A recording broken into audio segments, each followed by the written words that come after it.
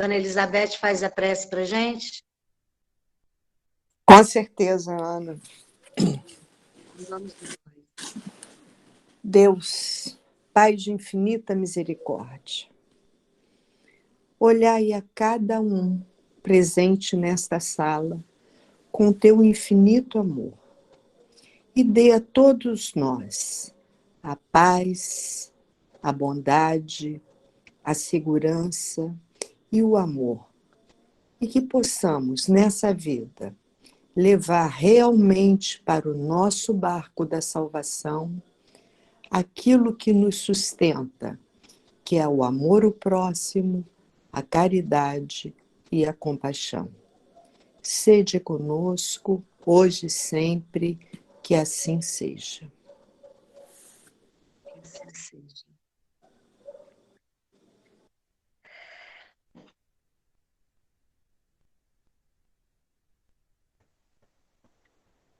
Eu pedi ao Rafael que hoje fizesse o primeiro capítulo do Nosso Lar. Estou chegando e eu vou fazer assim, eu vou fazendo a leitura e a gente vai conversando, né? Certo. Então deixa eu ir falando enquanto isso.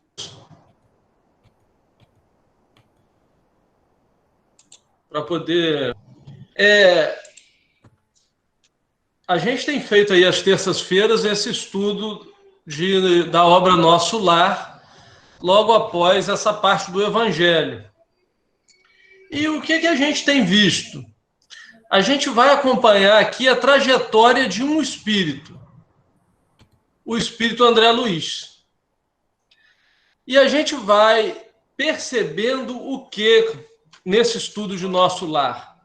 A gente vai perceber como que o espírito começa a descobrir a realidade do plano espiritual à medida que ele desencarna. E a doutrina espírita nos dá esse presente, que é o quê? A gente não precisar desencarnar para já perceber novas realidades, novos pontos de vista. Então, esse é o maior presente que o Espiritismo nos dá. Ele não espera, o espírita ele não fica supondo como é o plano espiritual. Ele tem certeza de como funciona. Por quê? Porque os espíritos contaram. Dizem que ninguém volta para contar, o Espiritismo não acredita nisso. Contam sim, eles voltam e contam. E André Luiz fez uma entrevista no plano espiritual e vai mostrar para a gente como é que funcionam as coisas do lado de lá. Vamos lá. Só um minutinho, Rafael. Quem não quiser compartilhar, clica na foto do Rafael que aparece ele fazendo estudo. E quem precisar, que quando eu compartilho, aparece para todo mundo. Mas caso não precise, clica na foto do Rafael que acompanha o estudo por ele. Obrigado aí. Tá, beleza. Vamos lá então, Flávio.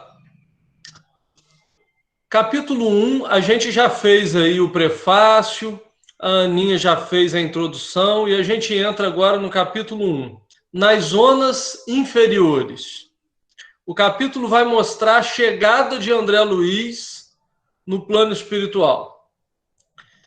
Eu aguardava a impressão de haver perdido a ideia de tempo.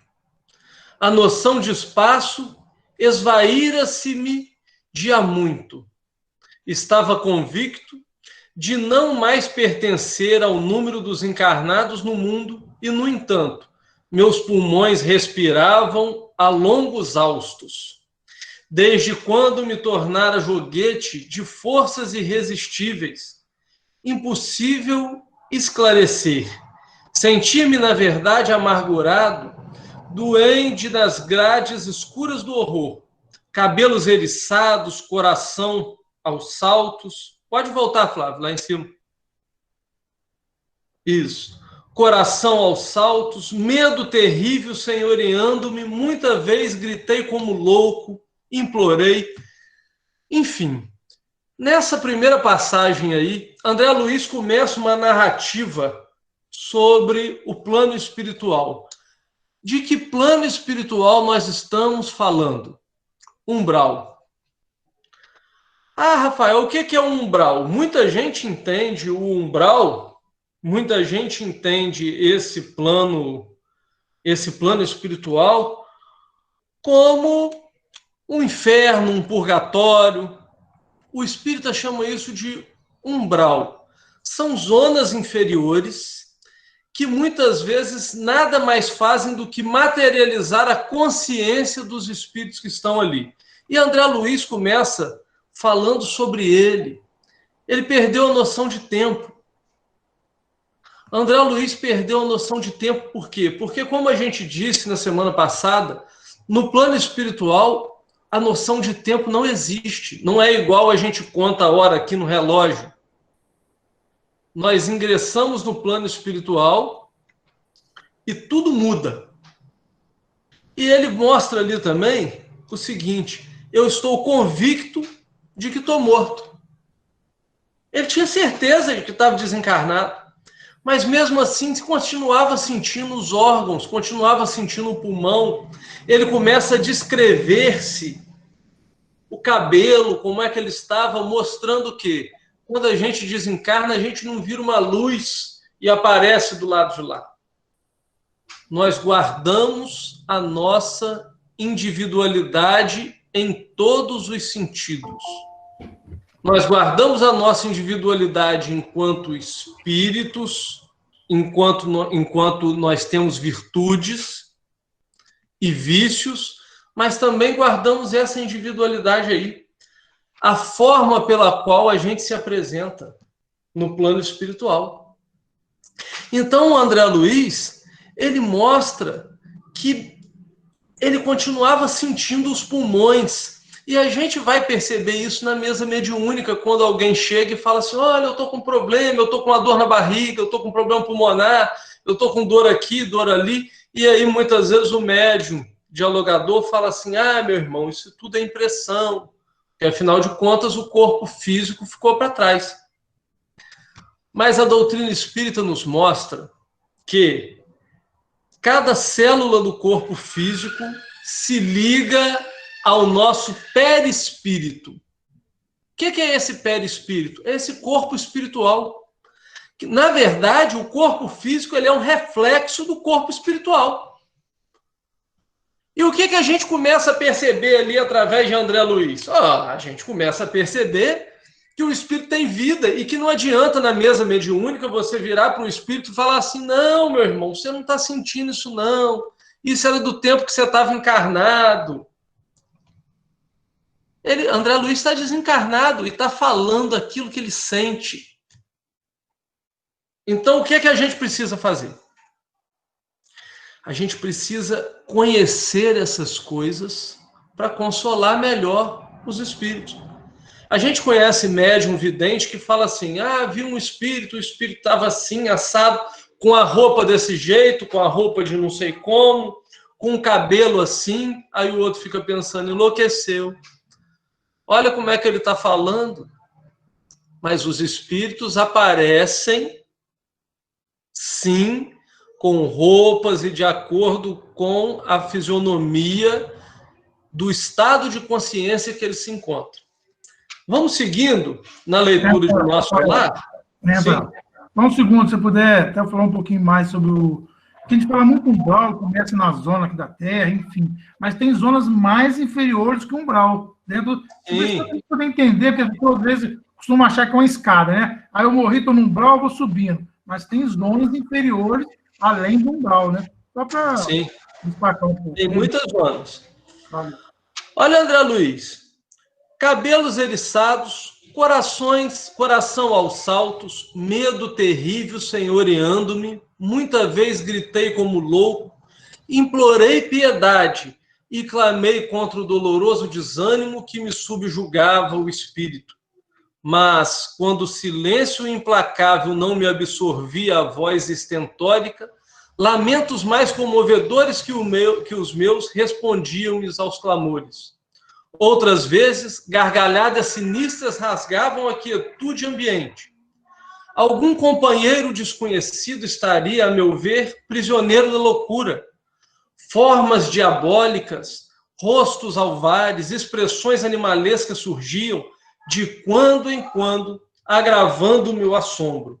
A paisagem, quando não totalmente escura, parecia banhada de luz alvacenta, como que amortalhada. O que ele está mostrando para nós? André Luiz começa a mostrar. Pode passar, Flávio. O que o André Luiz começa a mostrar para nós? Obrigado. André Luiz começa a mostrar o que ele via no umbral. Aquela neblina espessa, aquela coisa meio de fumaça, e muitas vezes a gente não escuta, não vê o espírito, mas começa a escutar. Ele escutava gargalhadas. E por que ele escutava gargalhadas? Nós vamos ver mais à frente que essas gargalhadas eram espíritos que já andavam na companhia de André Luiz. O que eu quero dizer com isso? Que quando nós chegamos no plano espiritual, nós somos recebidos por afinidade com as companhias que nós fizemos, com os amigos que nós fizemos aqui na Terra. Quais amigos a gente faz? Muito simples. Vamos prestar atenção nas nossas ações. São as nossas ações, são os nossos pensamentos, aonde a gente vibra, que define a nossa companhia espiritual. Diga-me quem és e eu te direi com quem andas. É diferente. Ou podemos aplicar também, diga-me com quem andas que eu te direi quem tu és. Por uma razão muito simples. Se aqueles espíritos estão ali se divertindo com você, tendo afinidade com você, é porque você é muito parecido com eles. Ou você tem algum débito com eles. A gente tem muito essa mania de achar que, porque fulano é assim, ciclano, aquela coisa de pai e mãe que fica falando, meu filho foi influenciado por ciclano, mas as pessoas andam juntas porque estavam ali muitas vezes de companhia. Enfim, vamos seguindo com o André Luiz. Em neblina espessa que os raios de sol aquecessem de muito longe. A gente começa a perceber, então, que esse plano espiritual chamado nosso lar, ele não é tão distante da Terra, porque a gente percebe o sol.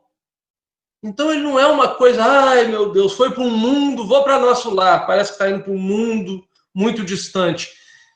Ele está tão próximo dessa crosta terrestre que dá para ver o sol, sentir o sol. André Luiz prossegue. Quem quiser perguntar, fazer a parte. E a estranha viagem prosseguia. Com que fim? Quem o poderia dizer? Apenas sabia que fugia sempre. O medo me impelia de roldão. Onde o lar, a esposa, os filhos, perdera toda a noção de rumo. O receio do ignoto e o pavor da treva absorviam-me todas as faculdades de raciocínio, logo que me desprendera dos últimos laços físicos em pleno sepulcro. Isso daqui me lembra muito, sabe o quê? Lembra muito aquela poesia de Drummond que fala, e agora, José? Eu uma vez fiz a palestra sobre essa poesia lá, tem bastante tempo, lá em Laje do Muriaé, isso lá em 2011, 2012, e essa poesia, ela mostra o quê? Justamente isso aí que o André Luiz está passando. E agora, José? A fonte secou, quero ir para Minas, Minas não há mais. E agora, José? A gente, quando chega no plano espiritual, fica assim. E agora? O que é isso? Eu quero minha família. Eu quero meu filho. E agora? Foi para onde todo mundo? Quem sou eu? O que é que eu estou fazendo aqui? A gente faz essas perguntas quando entra no plano espiritual, quando a gente não tem conhecimento. O Espiritismo, nos antecipando, evita que a gente passe por isso. A gente não vai chegar no plano espiritual e começar a falar, mas cadê meus filhos? Mas eu estou vivo. A gente vai saber que está vivo. Pelo menos a gente tem estudado para isso. Agora, o medo que absorve André Luiz é um medo, primeiro, do desconhecido. Por isso que quando a gente fala que o Espiritismo é o consolador prometido, que a doutrina espírita ajuda, porque a doutrina prepara a gente para o plano espiritual, para a nossa entrada no plano espiritual. A gente não vai chegar lá como se estivesse entrando num lugar novo, como se estivesse vivendo num lugar novo. Muita gente pensa que, como a gente reencarna e já viveu outras encarnações, a gente vai guardar a ideia do plano espiritual e, ao ingressar lá, vai lembrar rapidinho. Não é assim que funciona. Poucos espíritos têm condição de recuperar a consciência das vidas anteriores e das experiências anteriores. Por uma razão muito simples. Muitas vezes, as experiências anteriores foram tão tristes que, se a gente recuperar, a gente cai de depressão e desaba. Então, esse esquecimento permanece, inclusive no plano espiritual, para espíritos imperfeitos como nós, como misericórdia divina. André Luiz diz assim: atormentava-me a consciência. Preferiria a ausência total da razão, o não ser. De início, as lágrimas lavavam-me incessantemente o rosto e apenas em minutos raros felicitava-me a bênção do sono. Interrompia-se, porém, bruscamente a sensação de alívio. Seres monstruosos acordavam-me irônicos, era imprescindível fugir deles. Aqui fica para a gente uma pergunta bem interessante. Se eu morri, se eu não tenho mais corpo físico, estou cansado de quê? Eu tenho que dormir por quê? Espírito dorme? Se a gente fala que o espírito não dorme, que quando a gente está dormindo o espírito está passeando, por que André Luiz estava dormindo? Ah, Rafael, não faz sentido, então essa obra é maluca. O Chico achou que estava mistificado. A gente começa a perceber que muita gente desencarna, muita gente morre, mas não desencarna. André Luiz aqui está morto, mas não está desencarnado. Porque você vê que toda vez que ele menciona alguma coisa, é como se ele estivesse vivo. Ele quer dormir, ele sente o pulmão, ele está com medo. Isso é coisa de quem está vivo. As sensações todas, né? São as sensações que os espíritos têm, e à medida que o espírito vai tendo noção da realidade espiritual, ele passa a decodificar essas sensações diferentes. O Livro dos Espíritos trabalha muito bem isso, e eu não vou aqui entrar nisso, porque vai ficar lá para o pessoal ler sobre a vida no mundo espiritual. A gente está fazendo esse estudo às quintas-feiras do Livro dos Espíritos. Como que é a percepção do espírito no plano espiritual? Quais são essas sensações? Cada espírito vai decodificar de acordo com a sua consciência, com a sua capacidade de entender aquele acontecimento. O André Luiz se sentia cansado, necessidade de dormir. Por quê? É a mente que cansa. Quando a gente, para ilustrar isso, vou botar numa coisa que tem a ver apenas como pano de fundo, mas para falar para quem está aí, que seja médium de reunião mediúnica.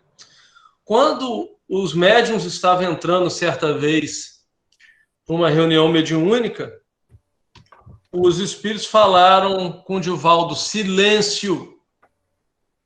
Mas estava todo mundo quieto. E aí o Divaldo não entendeu, falou assim: ué, mas está todo mundo quieto, ninguém está falando nada. Aí Joana de Ângeles apontou para a testa, falou: a mente, meu filho, a mente. As pessoas estão quietas fisicamente, mas a mente não está. A mente de André Luiz está perturbada aqui, por isso ele sente o cansaço.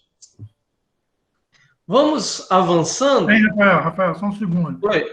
Esse texto, lembra lá quando ele mandou a mensagem no estudo semana passada, ele fala que ele não sentiu nada em saber que não existia morte, mas sim face a face com a sua consciência. Foi o maior choque dele. Né? Foi estar face a face com a sua consciência, nem a vida após a morte. E quando ele põe aqui também, preferia... Mas, Flávio, aqui ele não descobriu isso ainda não. Não, estou dizendo assim, mas quando ele coloca aqui também, outro assunto e tal, preferia a ausência total da razão e o não ser, como se estivesse dizendo que ele deveria mesmo entender que a morte acabaria, pelo que eu entendi.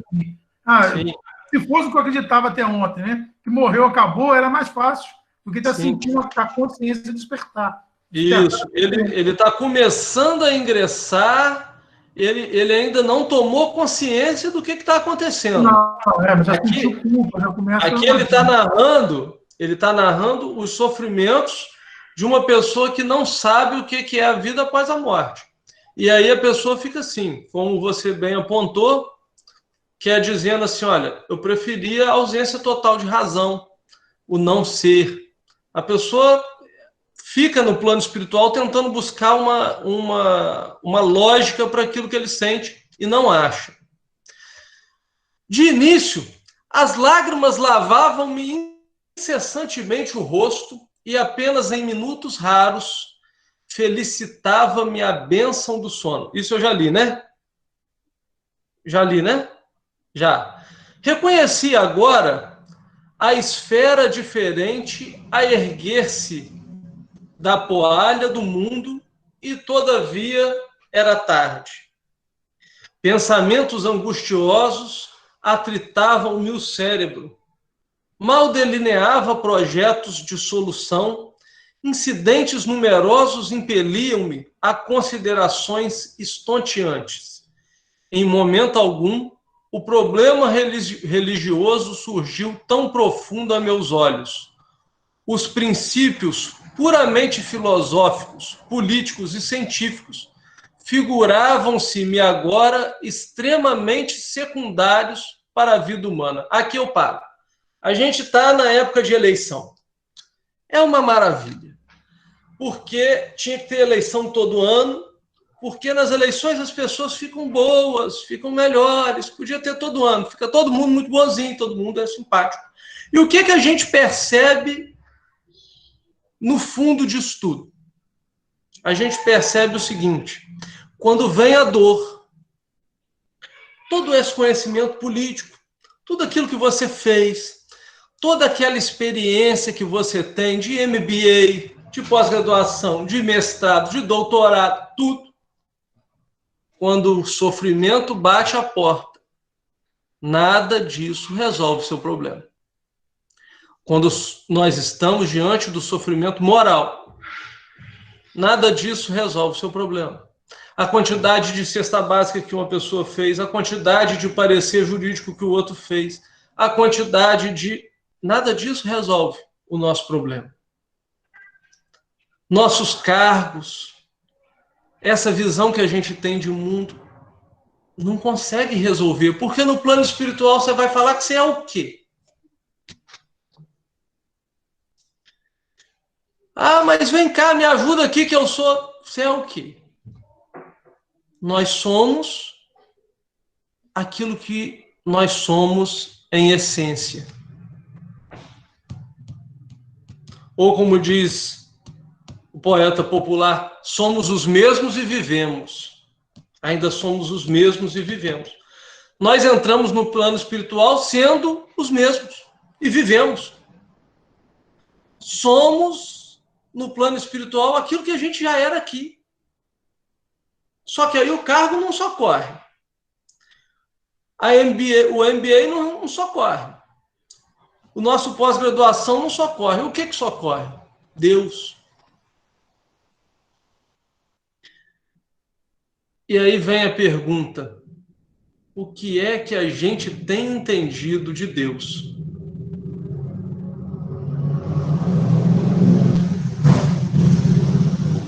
Quando a gente fala da doutrina espírita e quando a gente coloca qualquer balizamento dentro da doutrina espírita,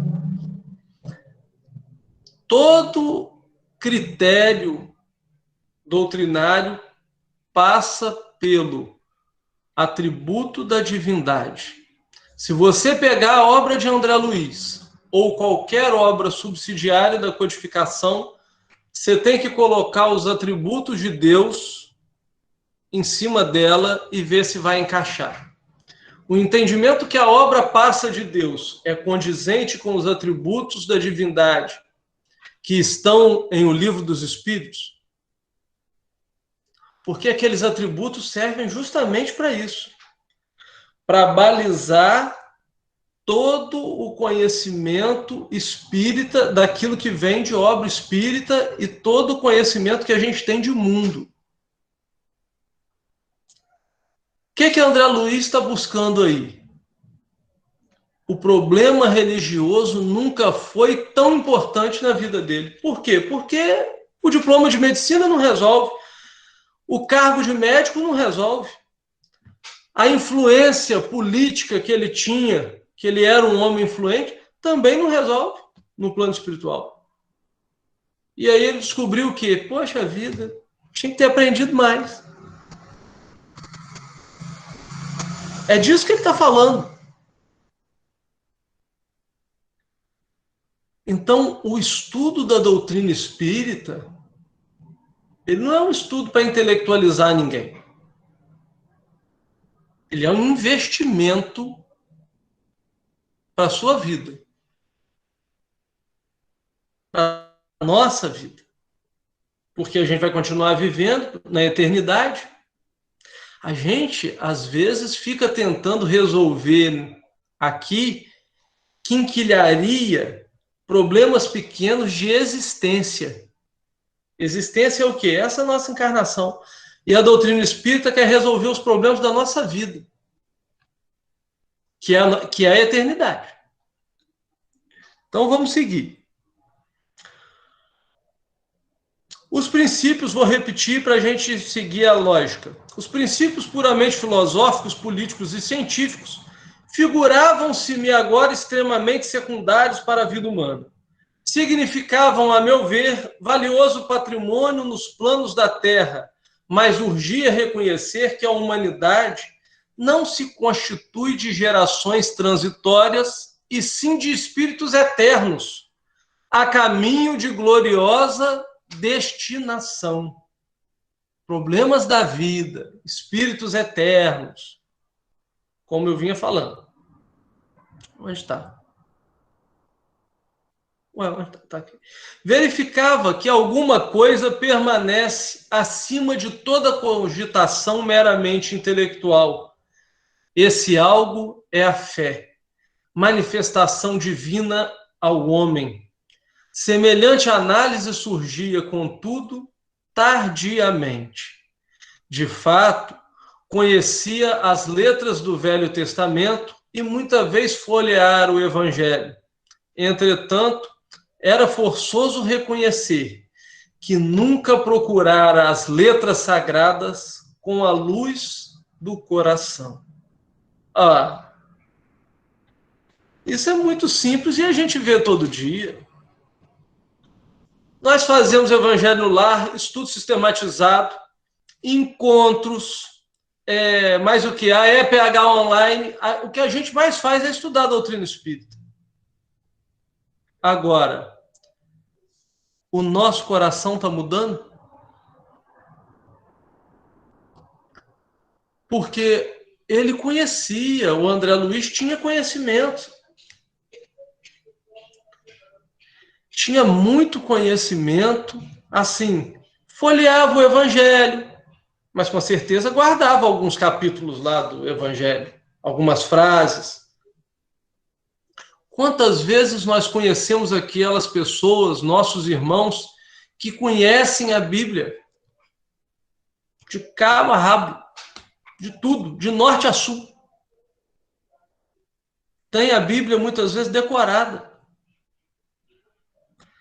Mas no primeiro desafio que nós temos íntimo, a gente esquece.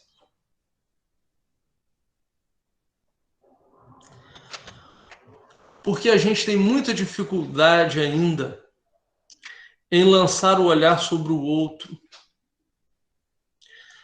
O que o mundo espiritual vai mostrar para a gente é justamente que nós somos filhos do mesmo Pai. E isso é muito difícil aqui na Terra, com as divisões que nós temos, sociais. A gente tem essa dificuldade muito grande e essa dificuldade nos leva a uma nova dificuldade, que é a de quê? De compreender quando as pessoas erram conosco. Então a gente vai ver que André Luiz, no meio daquilo tudo ali, olha, tinha estudado evangelho, folheado o evangelho, devia até fazer oração, mas resolve. E ele fala tardiamente. Nós estamos aqui em tempo, fazendo esse estudo em tempo. Porque o que é tarde para o plano espiritual? Tarde é quando você passa por lá de lá, para o plano espiritual. Quando a gente abre o Evangelho segundo o Espiritismo, eles falam assim: todo pensamento é levado em consideração até o último minuto da sua existência. Todo pensamento, todo. E o que acontece? Muitas vezes, a gente às vezes fica pensando que, mas fulano já está assim, ciclano já está não sei como, fulano está velho para aprender isso. Nada. Eu já fiz muita coisa errada na minha vida, agora já é tarde demais. Vamos saber colocar o passado no lugar dele. A doutrina espírita nos ensina a situar o passado. E a gente vai ver isso aqui na obra de André Luiz. Como é que a gente tem que situar o nosso passado? Ele influencia em nós, mas a gente tem que aprender a lidar com ele. Tardiamente aqui significa, olha, desencarnei. Porque os espíritos levam em consideração todo arrependimento, todo pensamento útil que você tenha ali naquele momento do desenlace. E esse pensamento é muito importante. Por isso a doutrina espírita muitas vezes não compactua com a questão aí da morte prematura, através de desligamento de aparelhos e tudo mais, porque as pessoas estão preocupadas com o sofrimento físico, quando, na verdade, o espiritismo está preocupado com a eternidade. Vamos seguir. Aonde que eu estou, Flávio? Que eu não consigo nem... No início aí, através. Primeira palavra. Através da crítica... Então, volta aí um pouquinho para mim, porque senão eu não entendo. Tá. As letras sagradas com a luz do coração. Identificava, através da crítica de escritores menos afeitos ao sentimento e à consciência, ou em pleno desacordo com as verdades essenciais. Noutras ocasiões, interpretava-as com o sacerdócio organizado, sem sair jamais do círculo de contradições onde estacionara voluntariamente. Aqui ele está fazendo uma crítica à religião dogmática. Por quê? Porque muitas vezes a gente não concorda, eu não concordo com isso, isso não está entrando na minha cabeça. Mas, se você não concorda, por que que... Não, mas isso não pode ser discutido. E aqui, quando você chega no plano espiritual, você começa a querer discutir tudo. Já que é para discutir do lado de lá, por que você não discutiu mentalmente, falando, aqui? Porque é mais fácil não pensar. Olha, nós temos vivido uma época com esse negócio de Google e de internet, em que tem sido muito mais fácil não pensar. Quer uma prova disso? Uma prova disso é o seguinte, no meio espírita, prova disso no meio espírita. a gente assiste 300 lives. Isso já vem não agora. A gente assiste palestra. Aí depois a gente fala assim, olha, o Divaldo falou isso assim, assim. O Raul falou aquilo assim, assim. O Haroldo falou assim, assim. E nós falamos o quê? Nós falamos o que eles falaram. Ah, mas por quê? Porque a gente não leu o que eles leram. Porque a gente não quer pensar. A gente não quer ter trabalho. A gente quer pegar as coisas prontas. E aí a gente está sempre falando aquilo que o outro pensou. Só que quando chega no plano espiritual, aquela reflexão que a gente repetiu, mas que a gente nunca concordou com ela, vem à tona. Por quê? Porque se você não concorda com aquilo que foi dito, você não vai praticar. Não adianta. É aquela coisa de você querer educar na base do medo. Ou então, do outro lado, você ficar simplesmente intelectualizando a matéria e repassando. Mas eu repasso porque alguém falou. E Jesus pergunta para nós o seguinte, mas e você, meu filho? Você fala o que sobre esse assunto? Transição planetária, por exemplo, é alvo de inúmeras críticas. A obra Transição Planetária é alvo de 300 milhões de críticas no meio espírita e fora dele. E cada um fala uma coisa. Aí a gente faz o quê? Repete muitas vezes.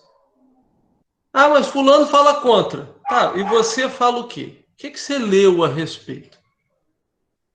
E a gente muitas vezes não fez nada, porque pensar dá trabalho. E o André Luiz paga o preço de quê? De não ter pensado no tempo certo, que era enquanto estava aqui. E ele prossegue dizendo assim, em verdade, não fora um criminoso no meu próprio conceito. A filosofia do imediatismo, porém, absorvera-me a existência terrestre, que a morte transformara, não fora assinalada de lances diferentes da craveira comum. Ali ele mostra o quê? Ele estava sendo muitas vezes julgado, e a gente vai ver mais para frente que ele era chamado de assassino, mas ele não era criminoso.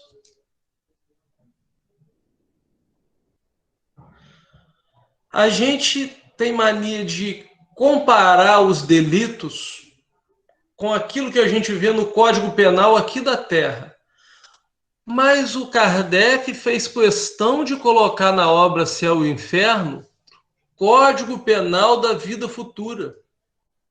Vamos lá na obra Céu e Inferno ler. Eu não vou falar. Vamos até a obra do Céu e Inferno.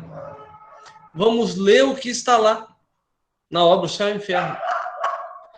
E vamos prestar atenção que as leis no plano espiritual, que obviamente não se trata de um código penal como a gente tem aqui na Terra, Allan Kardec assim fez para a gente ter uma comparação, para ser didático, a gente vai ver lá como é que funciona. André Luiz aqui percebe que ele não tinha praticado delito nenhum, mas se sentia como se estivesse sendo julgado, como se o julgamento dele fosse de um criminoso. E quem julga? Será que foi Deus que entendeu ele como criminoso? Ou será que foi ele mesmo? A obra vai falar disso para a gente. E ele diz aqui uma outra coisa muito boa. Filho de pais talvez excessivamente generosos, conquistara meus títulos universitários sem maior sacrifício. Compartilhara os vícios da mocidade do meu tempo, organizara o lar, conseguira filhos, perseguira situações estáveis que garantissem a tranquilidade econômica do meu grupo familiar, mas, examinando atentamente a mim mesmo, algo me fazia experimentar a noção de tempo perdido, com a silenciosa acusação da consciência. Essa frase é muito boa, porque essa parte do Espírito André Luiz é bem interessante, que ela marca o quê? Ela marca a vida da maioria das pessoas. Que tem, muitas vezes, o pai vai lá, banca o estudo.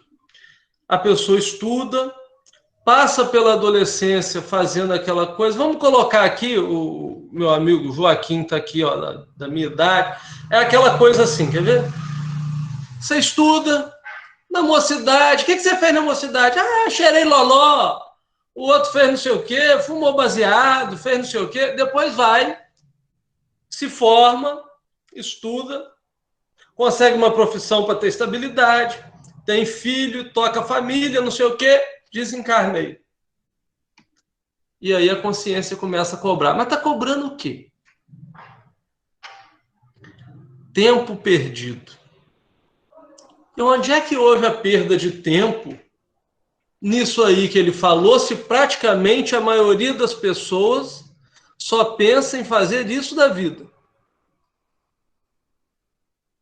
Os pais bancaram, ele estudou, ele passou algum desvario da juventude,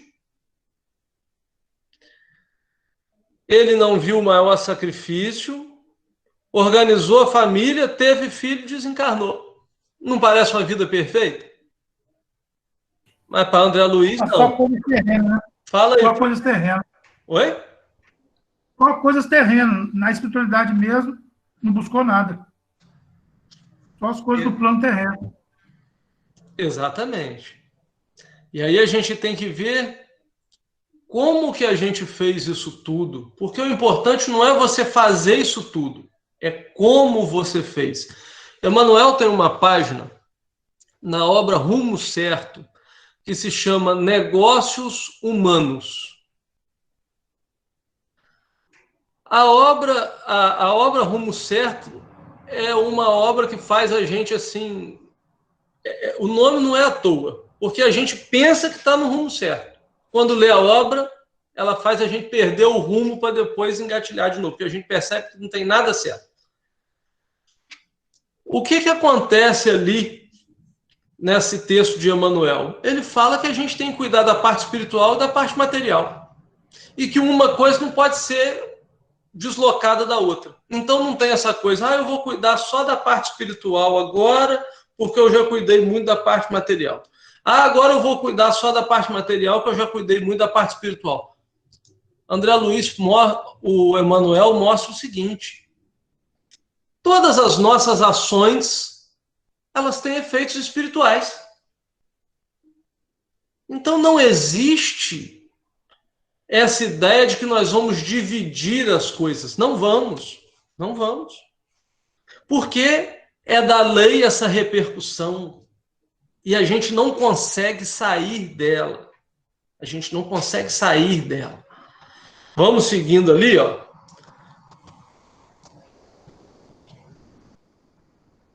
Habitar a terra.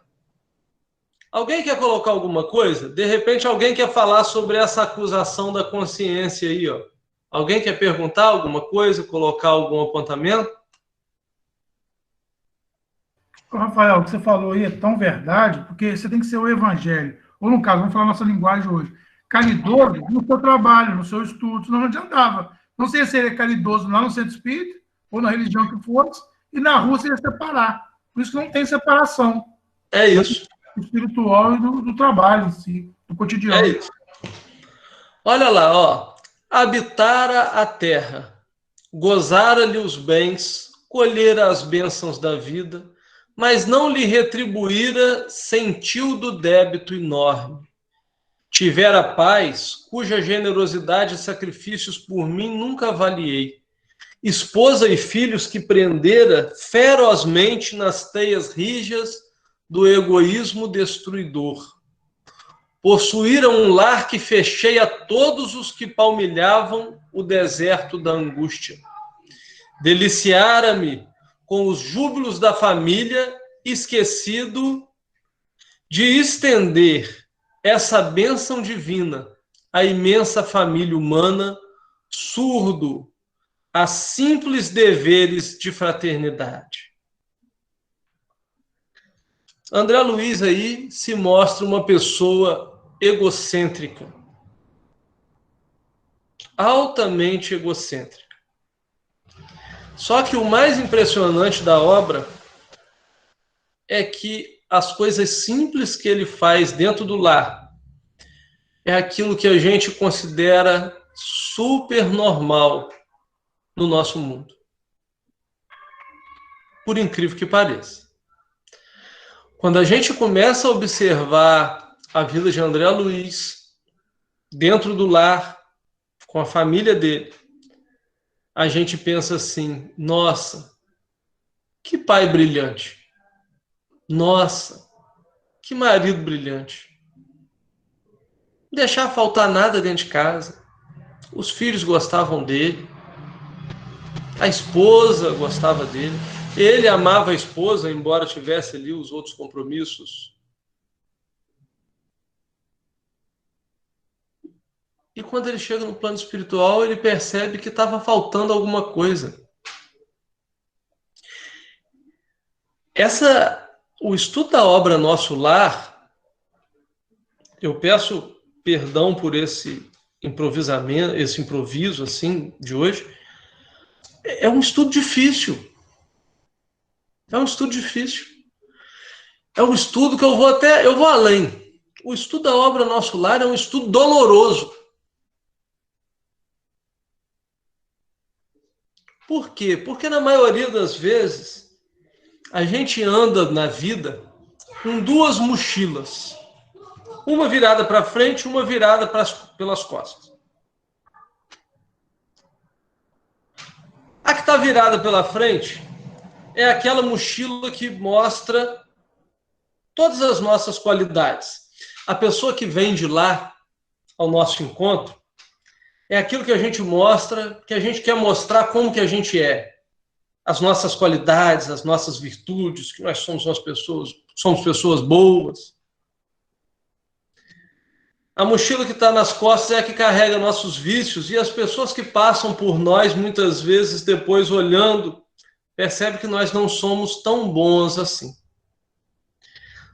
A nossa consciência, ela é um juiz íntegro, mas é falseada pelo amor próprio. Mais uma vez, me reporta ao Livro dos Espíritos. Santo Agostinho fala isso e mostra isso lá. Eu não vou repetir aqui, pesquisem lá. O que eu quero dizer com isso? Quero dizer que o plano espiritual, a realidade de André Luiz, que não é muito diferente da nossa, começa a mostrar para nós quem nós realmente somos, tanto em termos de virtudes, quanto em termos de vício.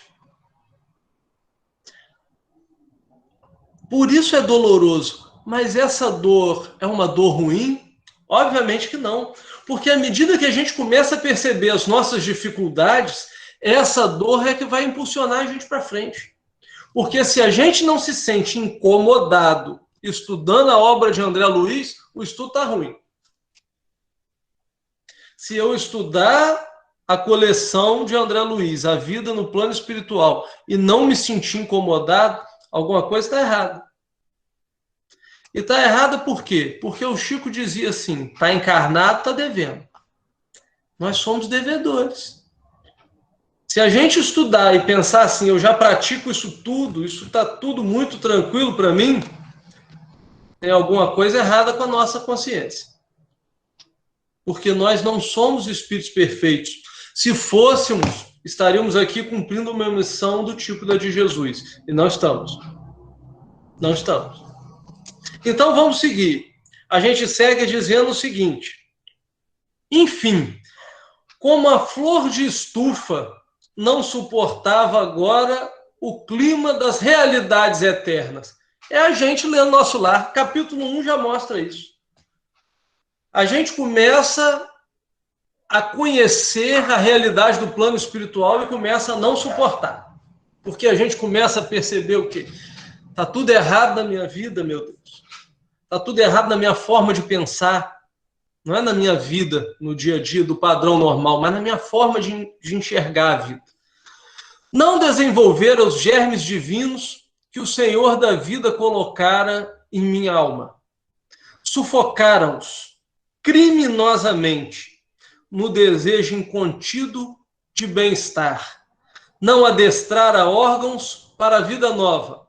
Era justo, pois, que aí despertasse a maneira de aleijado, que, restituído ao rio infinito da eternidade, não pudesse... Passa aí. Rafael, eu vou passar, mas o que você falou? Quando é bom, passa rápido. Passou 15 minutos. Hein? Tá, eu vou encerrar. Tá acabando? Não, né? É a Tá última acabando? palavra. Tá acabando? Acho que é a última palavra. Tá acabando? Ah, então tá. Não, Então, não. tá acabando o capítulo. Não acaba não. Continua. Não, o capítulo 1 tá acabando aqui. É, vai para o 2, isso, Clarence. Ah, então deixa eu terminar. É o último parágrafo. Então tá.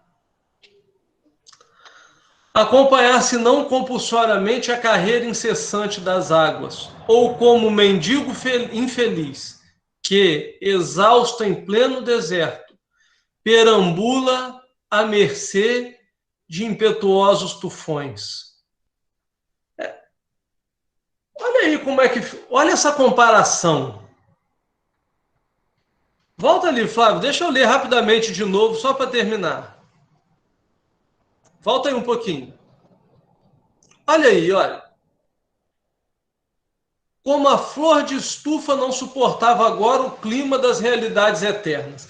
Isso é o quê? A gente é muitas vezes criado ali, ó, abafado, naquelas temperaturas que a gente considera ambiente, nos climas que a gente considera ambiente. Quantas pessoas eu conheço na Terra, na vida, que vivem no mundo de provas e expiações, mas não querem ter espírito de surpresa. Acontece uma coisa, meu Deus, aconteceu isso não estava no script, só que as pessoas querem programar tudo. Mas na Terra, sendo um mundo de provas e expiações, nós precisamos guardar o espírito de surpresa, porque tem coisa que aparece que não estava no script. E aí as pessoas se perdem, ficam completamente desorientadas.